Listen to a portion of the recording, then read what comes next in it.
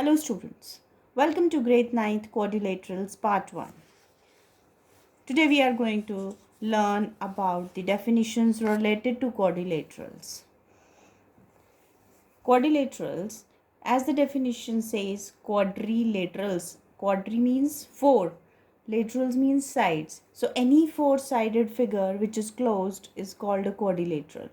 Or in other words, we may say a polygon made up of 4 line segments is called a quadrilateral. Classification. Broadly, quadrilaterals are classified into general quadrilateral, parallelogram, kite and trapezium.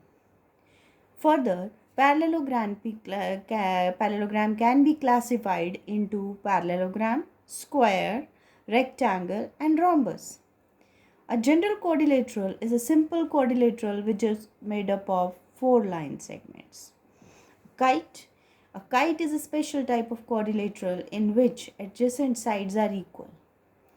That means 2 pairs of adjacent sides, they are equal as shown in the figure. Its diagonals are perpendicular. One of its diagonals gets bisected by the other. Here, AB is equal to AD. This is a pair of one pair of adjacent sides, and the second pair here BC is equal to CD, and diagonal AC is perpendicular to diagonal BD. Next comes trapezium. A figure somewhat like this is known as a trapezium. It is a quadrilateral in which at least one pair of opposite sides is parallel. Here in this trapezium, AB is parallel to DC. Here, this phrase at least one pair is very important. It means the both pairs of opposite sides, they can also be parallel, right? But at least one pair should be parallel, then it is known as the trapezium. Parallelogram. A quadrilateral in which opposite sides are parallel and equal is called a parallelogram. Diagonals bisect each other in a parallelogram. Opposite angles are equal in a parallelogram. That means angle A is equal to angle C. Angle B is equal to angle D. And adjacent angles are supplementary. That means angle A plus D is equal to 180. B plus C is equal to 180. A plus B is equal to 180, and C plus D is also equal to 180. These are the properties of a parallelogram. Now, if we look at the definition of trapezium, a quadrilateral in which at least one pair of opposite sides is parallel. Here in parallelogram, what are we noticing? That both the pairs of opposite sides, they are parallel. So that means a parallelogram can be a trapezium, but a trapezium cannot be a parallelogram, because for parallelogram you require both the pairs to be parallel and equal. Whereas for a trapezium you need only at least one pair of sides which is parallel. Square. The various properties of the square are like it is a parallelogram, its opposite sides are parallel, all the sides are equal, its interior angle, each of the interior angle is equal to 90 degree. Its diagonals are equal and they bisect each other at 90 degree.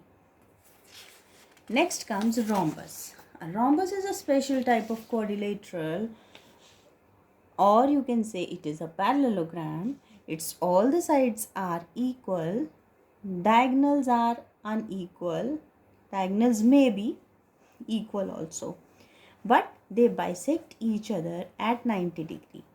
Opposite angles are equal. Here diagonals are equal or may be equal. There is a special case that is of square in which the diagonals are equal, but they bisect each other at 90 degree. Opposite angles are equal. Rectangle. It is a parallelogram. Its opposite sides are parallel and equal. Its diagonals are equal. and each interior angle is of 90 degree. Next, we do one theorem related to parallelograms. That is, a diagonal of a parallelogram divides it into two congruent triangles. Given a parallelogram ABCD, you have to prove diagonal DB divides it into two congruent triangles. Construction: draw the diagonal BD. Proof: consider triangle ABD and CDB. In these two, angle 1 is equal to angle 4 because these are alternate angles as AB is parallel to CD. DB is equal to DB, it is common, and angle 2 is equal to angle 3, alternate interior angles as BC is parallel to AD. Therefore, by ASA congruency case, triangle ABD is congruent to triangle CDB. ADB is congruent to CDB. Hence, the diagonal divides it into two congruent triangles. Now, there are certain more results which we will be using while solving the problems. First, if in a quadrilateral diagonals bisect each other, then it is a parallelogram. Next, if in a quadrilateral opposite angles are equal, then we call it a parallelogram. If the opposite sides are equal, both pairs, then it is a parallelogram.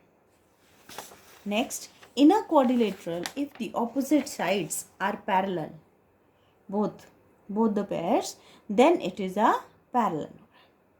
A quadrilateral whose all the sides are equal is called a rhombus.